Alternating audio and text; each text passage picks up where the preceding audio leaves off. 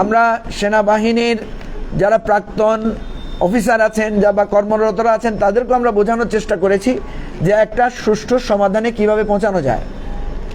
দুর্ভাগ্যজনকভাবে এখানেও আমরা ব্যর্থ হয়েছি, এখানেও আমরা কোনো সমাধানে পৌঁছাতে পারি নাই। ফলে এখন যেটা দেখা যাচ্ছে যে সেনাবাহিনী প্রধান সর্বশেষ যে বক্তব্যটা এখন আমাদের কাছে এসেছে, আমি আবারও দাবি করছি যে ওনার বক্তব্যটা অফিসিয়ালি আসা দরকার।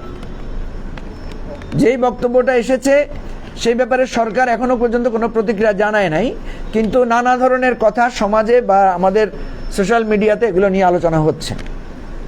এটা আমাদের জন্য সুখকর নয়। আমাদের সেনাবাহিনী সরকারের মধ্যে এই নেতৃত্ব পর্যায়ের এই বিতর্ক এবং নানা ধরনের আলোচনার দিন দিন ধরে চলতে দেওয়া যায় না। এটাকে কোনো না কোনো ক্ষেত্রে একটা সমাধানে পৌঁছাতে হয়, একটা সলভ করতে হয়। আমি আপনাদেরকে বিস্তারিত হয়তো বলতে পারছি না, কিন্তু আমরা চেষ্টা করেছি এই জিনিসগুলোকে সলভ করার জন্য।